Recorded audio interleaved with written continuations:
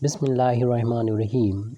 On the demand of from ID Sila Art and Craft, ये problem differential equation के linear differential equation of higher order with constant coefficient chapter से है. Solve d to the power 4 minus m to the power 4 y is equal to cos hyperbolic mx.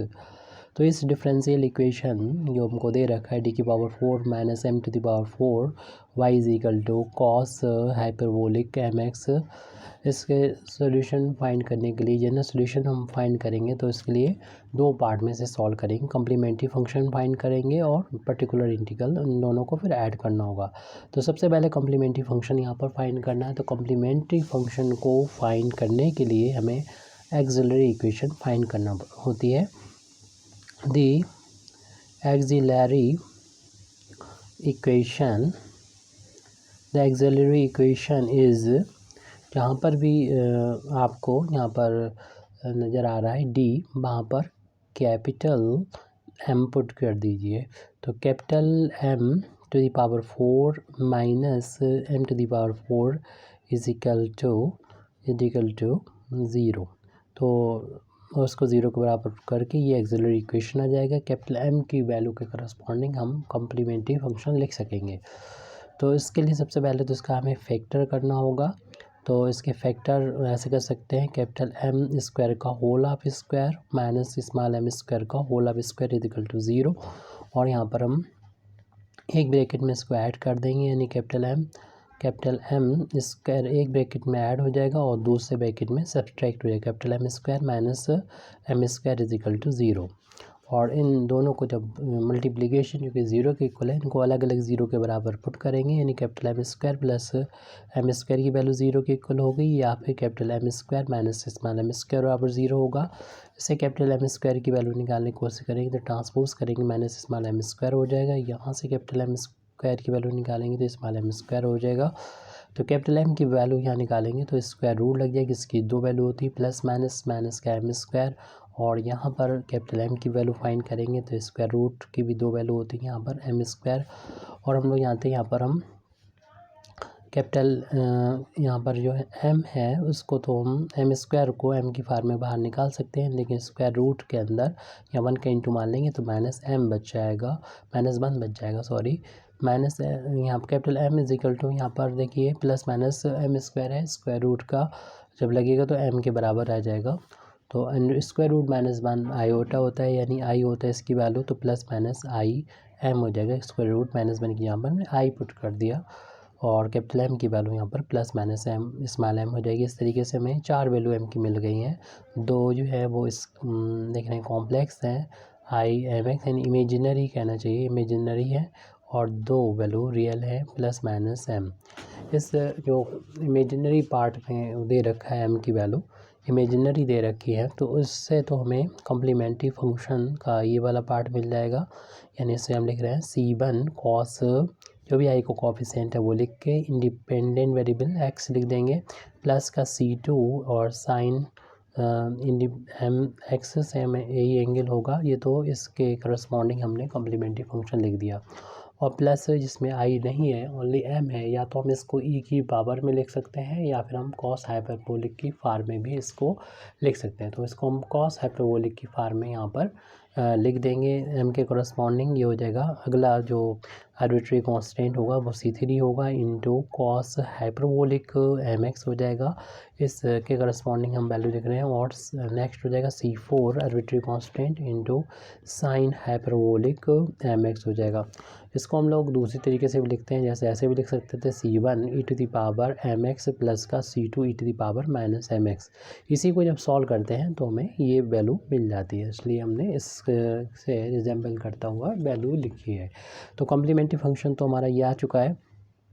अब particular integral की value निकालना है तो 1 अपान में वो लिख देंगे डी का फंक्शन जो y का कोफिशिएंट है, जो कि यहाँ पर m की पावर 4 माइनस डी की पावर 4 माइनस स्मॉल m की पावर 4 है. और यहाँ पर लिखा जाता है वो फंक्शन जो राइट हैंड साइड में होता है, जो कि कॉस हाइपरबोलिक mx है. तो यहाँ पर हम कॉस हाइपरबोलिक की वैल्यू जो है, कॉस हाइपरबोलिक की डेफिनेशन हम लोग जानते हैं। कॉस हाइपरबोलिक z होता है e⁻z प्लस e⁻−z अपान में 2। तो इस फार्मूले का यूज़ करते हुए हम इसकी वैल्यू रखेंगे, साथ में इसके फैक्टर भी जो भी हमने ऊपर किए थे वो यहाँ पर लिख देंगे। यानी एक फैक्टर ये डी की जगह पर कैपिटल एम के यहाँ पर डी हो जाएगा बस ये, तो ये एक फैक्टर ये हो जाएगा, जैसे कि आपको पता ही है कि M square plus small M square और कैपिटल में डी स्क्वायर माइनस का एम स्क्वायर। तो इसके फैक्टर यहाँ पर लिख दिए हैं और कॉस हाइपरबोलिक की वैल्यू रख देंगे। z की जगह पर हमारा जो है यहाँ पर mx है, तो इसी के अकॉर्डिंग हम इसकी वैल्यू लिखेंगे। तो e⁻ हो जाएगा mx plus e⁻−mx whole upon में 2 जो है 1/2 अपान में 2 है, इसे बाहर ले लेंगे बिल्कुल, और इस ऑपरेटर को इन दोनों पर अलग अलग प्लस का साइन है वहाँ पर ऑपरेट कर देंगे। तो 1/2 ये वैल्यू चल रही है पी आई के इक्वल। अगले पेज पर हम इसको नोट कर रहे हैं, P I is equal to 1/2 को यहाँ पर लिख दिया और ऑपरेटर को हमने अंदर ले जाएंगे और दोनों टर्म पर अलग अलग ऑपरेट कर देंगे। ये है D square plus M square और D square minus M square. तो ये ऑपरेट हो जाएगा पहले e⁻mx पर, प्लस फिर दूसरा जो हमारा टर्म है उस पर भी ऑपरेट हो जाएगी ये operator D square M square और D square minus M square e⁻mx पर ऑपरेट हो जाएगा। अब यहाँ पर हमें ये देखना होगा कि वैसे तो हम लोग जानते हैं कि 1/fd यानी डी का फंक्शन हो e⁻mx हो, तो आप इसे सॉल्व किस तरीके से करते हैं, पर्टिकुलर इंटीग्रल को जहाँ पर भी डी होता है वहाँ पर a रख दिया करते हैं और ये सॉल्व हो जाता है।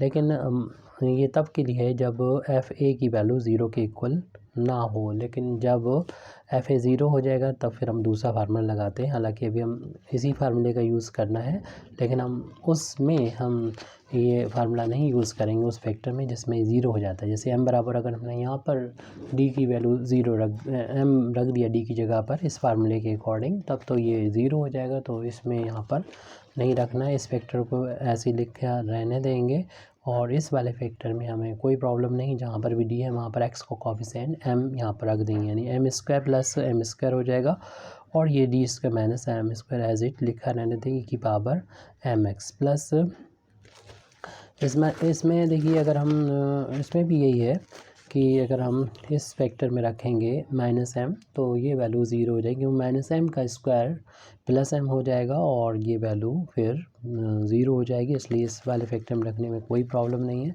तो 1/, जहाँ पर भी d है वहाँ पर -m रख दीजिए, x का कोफिशिएंट जो यहाँ पर है स्क्वायर है प्लस का m स्क्वायर, और यहाँ पर हम नहीं रख सकते इसको क्योंकि अपान में 0 हो जाएगा, -m स्क्वायर रफ पे चेक करके आप देख भी सकते हैं। ये पूरे ब्रैकेट में 1/2 से यहाँ पर मल्टीप्लाई हो रहा है, ये वैल्यू चल रही है पर्टिकुलर इंटीग्रल यानी पी आई के बराबर चल रही है। तो 1/2 ये हो जाएंगे 2 टाइम्स m स्क्वायर, जिसे हम लिख सकते हैं 1/2 टाइम्स m स्क्वायर। और यहाँ पर भी हम इसके फैक्टर दोबारा से कर दें, एक ब्रैकेट में ये ऐड हो जाएंगे d प्लस m, दूसरे में सब्ट्रैक्ट हो जाएंगे d माइनस m e⁻mx है, और प्लस 1/, माइनस का स्क्वायर प्लस हो जाएगा, ये भी m स्क्वायर हो जाएंगे, ये भी m स्क्वायर 2 टाइम्स ये भी m स्क्वायर हो जाएंगे। और यहाँ पर भी सेम लॉजिक यानी यही फार्मूला लगा देंगे d प्लस m और d माइनस m, लेकिन यहाँ पर लिखा हुआ e⁻माइनस का mx है, e⁻−x ब्रैकेट क्लोज कर दीजिए। अब 1/2 m स्क्वायर को यहाँ से हम कॉमन यानी बाहर भी ले सकते हैं, 1/2 पहले से बाहर ये चला आ रहा है और 1/2 m स्क्वायर और हमको बाहर कॉमन में मिल गया। तो इसमें उस फैक्टर में दोबारा से इसी फार्मूले का यूज़ करेंगे, लेकिन उस फैक्टर में नहीं करेंगे जो हमें इसको डिनोमिनेटर को 0 बना दे। तो इसमें नहीं लिखना है, m की वैल्यू यहाँ रख देंगे। तो 1/d की जगह पर m पुट कर दिया हमने, इस वाले फैक्टर को एज इट लिखा रहने देंगे e⁻mx प्लस ये 1/2 m स्क्वायर तो बाहर ले चुके हैं, लेकिन अब की इस वाले फैक्टर में m बराबर -m यहाँ नहीं रखेंगे क्योंकि ये 0 हो जाएगा, इसमें रख सकते हैं। तो इस फैक्टर को ऐसे लिख देंगे, इस वाले फैक्टर में जो है -m रख सकते हैं d की जगह पर e⁻−mx लिखा हुआ है ये। ये वैल्यू बची हुई 2 इंटू 2 4 हो जाएगा यहाँ पर, तो 1/4 एम स्क्वायर, और ये 1 बचेगा 2m, और ये इंटू 2m इंटू 1 इसे d माइनस एम, इस तरीके से हमने लिख लिया है। और इसी तरीके से माइनस का 2m हो जाएगा, तो ये वाला प्लस साइन माइनस से बदल जाएगा, 1/2m हो गया, और 1 इंटू में 1/d प्लस m, इस तरीके से हमने लिख दिया e की पावर माइनस mx। अब इसमें हम ये वाले फार्मूले जो ऊपर मैंने बताया ये नहीं लगा सकते, क्योंकि ये एफ ए की वैल्यू 0 के बराबर हो जा रही है। अब एफ ए की वैल्यू 0 के बराबर हो जाए तब if F A is equal to 0, तब हम क्या करेंगे, इस तरीके के एफ डी, और यहाँ पर लिखा हो e की power A X into V हो, तब कैसे सॉल्व करते हैं। तो उसके लिए फार्मूला होता है, आप इसको तो साइड से लिख दो e की पावर ए एक्स, और जहाँ पर v फंक्शन में d मिले वहाँ पर आप d प्लस एक्स का जो कोफिशिएंट था वो a लिख दीजिए, और यहाँ पर v सिर्फ रहेगा जो v फंक्शन होगा।